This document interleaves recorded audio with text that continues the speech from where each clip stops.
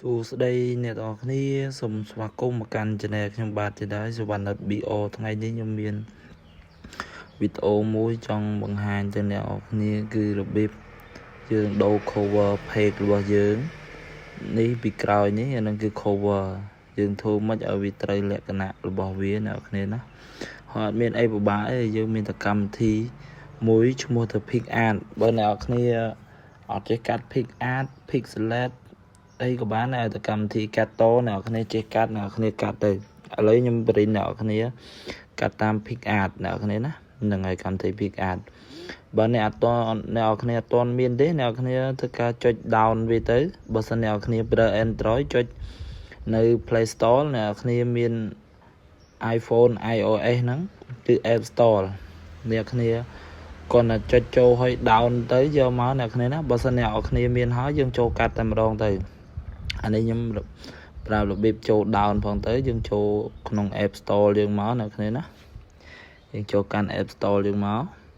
ហើយបើមានសំឡេងអធិស្ឋានសំឡេងសំខាន់សូមអធិស្ឋានអ្នកគ្នាយើងវាយ Pixelate ហ្នឹងមកលេខ PicArt ច្រឡំ Pixelate អ្នកគ្នាពីមុនខ្ញុំកាត់តាមតែ Pixelate ទេបើអ្នកគ្នាអត់ទាន់ down អ្នកគ្នាធ្វើការ down វាទៅ download វាតែម្ដងទៅតែឥឡូវខ្ញុំ down រួចហើយអ្នកគ្នាណាខ្ញុំមិនធ្វើការ down មកទេដោយសារខ្ញុំបិទអ៊ីនធឺណិតដោយសារខ្ញុំខ្ជិលឲ្យវាមានពាណិជ្ជកម្មក្នុងកម្មវិធីហ្នឹងអ្នកគ្នាណាខ្ជិលមានពាណិជ្ជកម្មតែវានៅតែជាប់ពាណិជ្ជកម្មអញ្ចឹងអានេះខ្ញុំកាត់ធ្វើវីដេអូមុនប្រាប់អ្នកគ្នាហើយយើងមុនយើងចូលយើងឃើញសញ្ញា start with a photo ហ្នឹងយើងបោកវាមកយើងជ្រើសរើសរូបមកអ្នកគ្នាណាដើម្បីយើងធ្វើ background វាយើងជ្រើសរើសរូបមួយណាក៏បានដែរអ្នកគ្នាណារូបមួយណាក៏បានដែរយើងចុចយកមកធ្វើ bin cover វាយើងឃើញសញ្ញា4ជ្រុងមួយដែរអ្នកគ្នាណានៅកែងគេហ្នឹងនៅកែងខាងឆ្វេងហ្នឹងយើងវាដាក់ថា tool យើងចុចមកច្រឡំដៃអ្នកគ្នាអធិស្ឋានពី tool ហ្នឹងហើយយើងចុចពីថា cut ដូចគ្នាដែរអ្នកគ្នាណាយើងចុចលើនឹងមកបើមានសំឡេងរំខានទៅអធិស្ឋានអ្នកគ្នាណា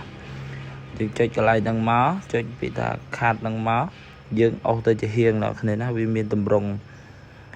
story តម្រង់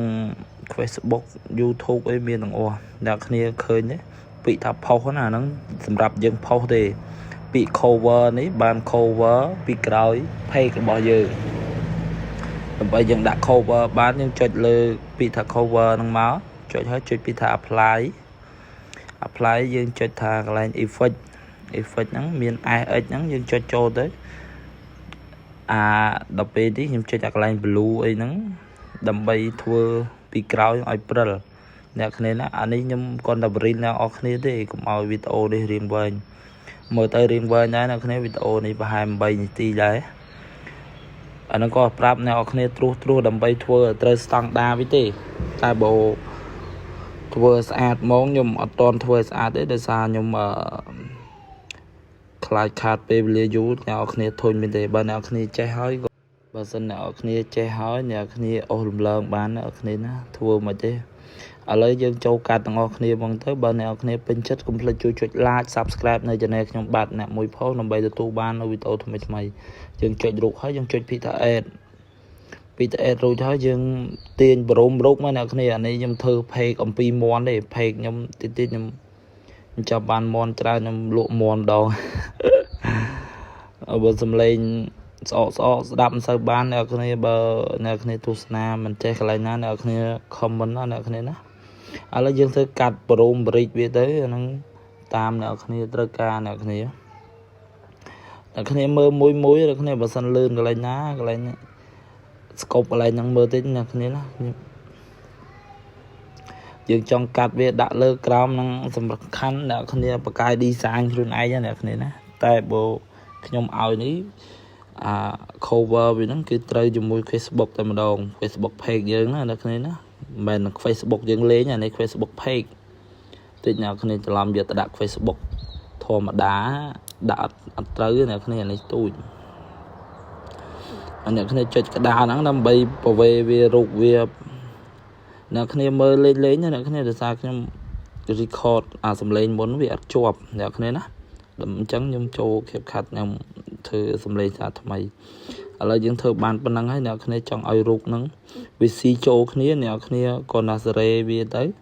ហើយយើងឃើញសញ្ញាដៃខ្មៅមួយអ្នកគ្នាណាសញ្ញាដៃខ្មៅសនៅលើហ្នឹងអ្នកគ្នាចង់សេរីវាស៊ីគ្នាក៏បានដែរសេរីវាស៊ីរូបតែមួយក៏បានដែរអ្នកគ្នាណាសំខាន់អ្នកគ្នាបកកាយសេរីបកកាយ design អ្នកគ្នាខ្ញុំគាត់តែប្រាប់របៀបធ្វើ cover ទៅអ្នកគ្នាឲ្យវាត្រូវស្តង់ដាររបស់វាអញ្ចឹងណាអ្នកគ្នាចង់កាត់ឃើញទេអ្នកគ្នាកាត់មើលទៅចូលដូចមន់នៅចិត្តគ្នាអញ្ចឹងយើងកាត់ទៅអ្នកគ្នាអាហ្នឹងខ្លាចយើង design ហើយយើងមើលថាមិនថាស្អាតរបស់យើងធ្វើទៅយើងចូលចិត្តអីយើងធ្វើហ្នឹងទៅអ្នកគ្នាណាហ្នឹងហើយយើងកាត់បានប៉ុណ្ណឹងហើយយើងមើលសេរីត្រង់ហើយបើអ្នកគ្នាចង់ទៅសេអសក៏បានដែរអ្នកគ្នាណាតែខ្ញុំអត់បានប្រាប់អ្នកគ្នារបៀបសេអសទេខ្ញុំប្រាប់របៀបថាដូរ cover page ទេអ្នកគ្នាណាព្រោះយើងសេរីវាលេចកាតទៅវាចូលគ្នាបើរូបយើងថតកន្លែងតែមួយយើងធ្វើទៅចូលគ្នាស្អាតអានេះក៏ខ្ញុំប្រាប់អ្នកគ្នាទេខ្ញុំអត់បានទៅធ្វើឲ្យស្អាតអីទេដល់ពេលយើងចុចបានយើងចុច apply ហើយយើងចុច next មក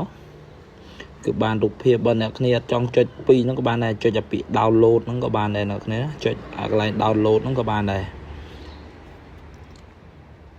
ហើយយើងបើកអ៊ីនធឺណិតចូល page យើងវិញតែខ្ញុំខ្ជិលឲ្យ load ពាណិជ្ជកម្មអ្នកគ្នាដូចយើងចូល page យើងមកចូល page យើងមកបានហ្នឹងយើងចុចចូលកន្លែងនេះពីក្រោយ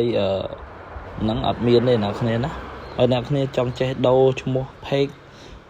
ក៏ខ្ញុំចេះដូរដែរអ្នកគ្នាបើអ្នកគ្នាចង់ចេះអីអ្នកគ្នា comment មកចាំខ្ញុំធ្វើឲ្យយើងចុចលើរូបពីក្រោយហ្នឹងមកយើងជ្រើសរើសរូបដែលយើងកាត់រួចហ្នឹងខ្ញុំចុចយករូបនោះដែលខ្ញុំកាត់រួចចុចបានប៉ុណ្ណឹងយើងចុចដុនហើយយើងចុចមកដល់កន្លែងហ្នឹងយើងសេរីសរងណាគ្នាណាវាស្មើវាប៉ុនគ្នាស្អាតទេណាគ្នាឃើញវាត្រូវជាមួយស្តង់ដាររបស់ page តែម្ដងហើយយើងចុចពីថា save ណាគ្នាចុច save ទៅយើងរងចាំបន្តិចទៅណាគ្នាណារងចាំបន្តិចឥឡូវគឺវា load បានហើយណាគ្នាណា load បានហើយមើលទៅវាស្តង់ដារវារូបវាមើលទៅវាស្អាតតែម្ដងបើអ្នកគ្នាពេញចិត្តនៅវីដេអូនេះកុំភ្លេចជួយចុច like subscribe នៅ channel ខ្ញុំបាទម្នាក់មួយផងដើម្បីទទួលបាននៅវីដេអូថ្មីៗពី channel ខ្ញុំបាទបើមានការខុសឆ្គងសូមអធិស្ឋានភ័យទោសផងអ្នកនរគ្នាណាព្រោះខានធ្វើវីដេអូយូរហើយខានធ្វើចិត្តមួយឆ្នាំហើយទុកចោលរហូត page នេះ channel ឥឡូវចាប់ផ្ដើមធ្វើវិញអ្នកគ្នាណាបើនិយាយខុសឆ្គងសូមអធិស្ឋានភ័យទោសផងអ្នកគ្នាព្រោះយើងនិយាយអត់បានព្រៀងទុកមុនទេអ្នកគ្នាយើងធ្វើតែម្ដង